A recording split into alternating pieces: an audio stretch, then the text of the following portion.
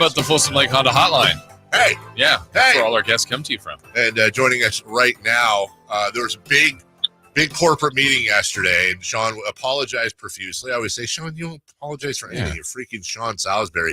And my guess is Sean rolled into this meeting, kicked open the door, and said, I'm here to chew gum and kick ass, and I'm all out of chewing gum. Is that about close, Sean?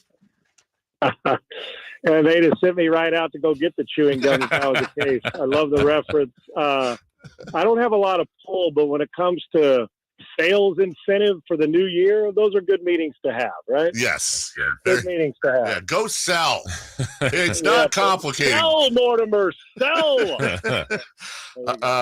Sean, we'll start off with the San Francisco 49ers because that's where we're at, and we know you do some work here in Northern California as well. I made the statement, I'm obviously a Niner fan, Sean, so you can check me as you often will do, that if the 49ers are playing at their best, and that was pretty close against Jacksonville, I don't know that there's a team in the NFL that can beat them. Is that hyperbole? No. I think when they're playing at their best and fully healthy like that, man, you watch that big fella Trent Williams get out on the edge, 15, 20 yards downfield.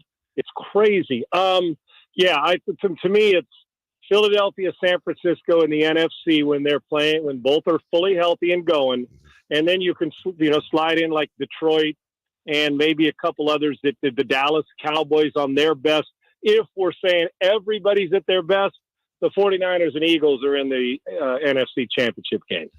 Sean, I love that. There was a moment earlier in the year, and I hope you saw this, and because you played the quarterback position, I felt like this was the most human moment I've seen this year, and I'm going to get to it kind of tying into the 49ers, but it was Geno Smith saw Aaron Donald coming right up the middle, unblocked basically, and you hear him go, oh my God. And so if you're taking under center or you're in a shotgun and you're looking at Chase Young, Bosa, Armstead, Hargrave, I know everybody's out there to kill you guys as quarterback, but and you can't play scared, but is there ever any moment when you're back there going, oh my gosh, look who's on that other side trying to get me? Yeah, well, we faced that when we played like the Chicago Bears with Dent, McMichael, and Hampton and Singletary. Yeah. What you do say instead of, oh my gosh, when you're dropping back the pass, you just say that before the snap, take 2 weeks off and quit. That's what you do. We played Chicago, and I'm not BSing you.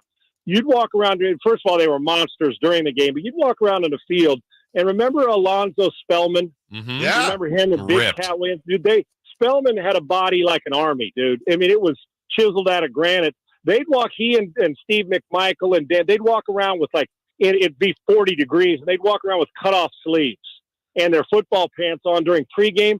Dude, they wanted to fight during pregame because you watch Spellman. Now, Spellman, I feel, off the field he had some difficult times, but if you ever saw a guy in a uniform that was like, if you were going to be intimidated and quit your sport or your job, that would have been the time. I looked at him and said, what am I doing playing? Are you like 6'5.5", chiseled arms at like 285. It looked like he had the waist the size of a 30-inch waist of a wide receiver.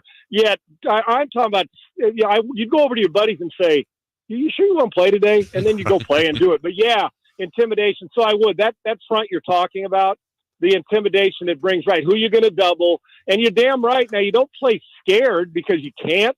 But if anybody tells you haven't gone into pregame and then you go out there thinking, and the Steelers used to bring that all the time when Reggie White and Clyde Simmons and Jerome Brown were in Philly. I was unfortunate. Maybe that's the reason I wasn't any good, because of those guys. But in truth, yes, there is an intimidation factor. But the best thing to do is, you know how they say, don't look a guy in the eye. Yeah. Don't look that good. Best thing to do is stay away from pregame warm-ups because it ain't very much fun dealing with those guys. And the 49ers have a bunch of them. In truth, you play the game and you do it. But yeah, going in, let's put it this way. Going in, it's going to be a fist fight. You're going to take a lot of punches. So you better just grit your teeth, bow your neck, and deal with it because the next week's going to be sore. That's Sean Salisbury. It was always John Randall for me, Sean. Everyone's generational, but John Randall was the one guy that I figured if I was a quarterback lining up against him, I'm wearing depends. Dave, think about this real quick. Yeah. We had on my Minnesota. Boy, think about it, man. I played against a bunch, but we could line up a pretty good one ourselves. At one point in time, we had John Randall, Henry Thomas, Keith Millard, who was the defensive player of the year, and Chris Dolman. Mm-hmm. Two of them are in the Hall of Fame. One was the NFL Defensive Player of the Year. And I can make the argument Henry Thomas belongs in the Hall of Fame. Sure. And that was our front four with Al Noga coming off the bench at times. Now, you tell me how good you want to play against us. It's like, hell no, I don't want to play. During practice was a tough time when you're playing against us. So, yeah, it was brutal, man. Those guys can get after it. Sean, how about the news today? I mean, too many quarterbacks are getting hurt, but the latest with Deshaun Watson. Cleveland was doing some pretty good things, playing 3 different QBs. Now knowing that he's out, how do they go forward without him? Man, you think about Cleveland fans, guys, all the years that they've been through, and they think we got Deshaun, and then Chubb gets hurt. Okay, we still got Deshaun, and he gets banged up, and now he's back, and you're 6-3, and you're feeling good on a phenomenal comeback win against what many thought was possibly the AFC's best team in Baltimore. It's a bummer for the fan base, obviously a bummer for Deshaun Watson, and now you got to hope that P.J. Walker, somebody can step up and play like Josh Dobbs is playing for the Minnesota Vikings to keep them afloat. But now it's not just for, with Minnesota, it's the full season. Now it's your job. And as a backup who's been there before, your job is to go win games. And I know you're not Deshaun, but you're to build trust and gain trust. And now the other guys, Myles Garrett, these guys, Teller, all of them have to step up their game, even though they have. Now it's got to go to another level. It just sucks because it seems like this always happens to Cleveland Browns fans, and it's such a historic franchise. And not that they're done. 6-3 is a good way to start 9 games, but now you're going to have to get some out-of-body experiences without, in truth, your 2 best skilled position offensive players in Chubb and Watson out. Sean Salisbury with us. Sean, last question for you. Brock Purdy.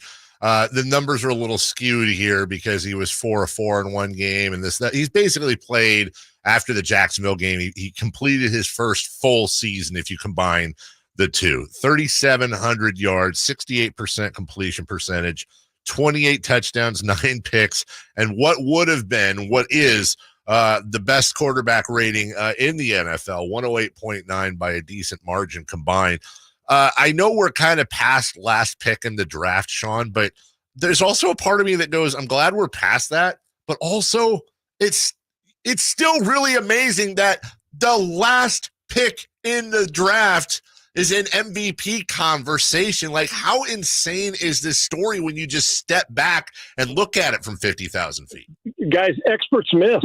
Yeah. They're not always right. You can judge a guy from film, and usually that doesn't lie, but there's also some guys are better NFL players than they are college. Sometimes you buy in, maybe at Iowa State, that offense, while he was a good college player, maybe it fits and he's better. And let's face facts, he's got really good players at San Francisco too, but I'm not shrinking him. I'm on the other side. I guess I'm answering this, but also asking a question. You say, first off, that we're past the last pick in the draft. No, we're actually not. You want to know why? There are good players that get missed on early, but you know why we're not past it? Because now I want you to take those numbers you just gave me, and I want you to apply them to Zach Wilson. Would not the New York Jets feel like they have the quarterback of their future? Yeah. As a first-round pick, apply them to Trey Lance. Apply them to Josh Fields. The list goes on and on. We would be saying if Brock Purdy was a first or second round pick, we'd be raving about him and say 49ers got their guy. Yep. The stigma, because he's the last pick of the draft, and they're waiting for him to fail. They don't want to give him credit. He's not getting anywhere near the credit guys with the similar type performance. And there's not a lot of guys who've been very similar over 17 games of the equivalent. I mean, the guy we got now, C.J. Stroud's playing pretty damn good. But see what I'm saying, how the narrative is? And people still say, yeah, but I don't believe in Purdy. Why? Because he threw a couple picks in a game. But you look at what he's doing, and then they diminish him for having great players. Isn't that the object?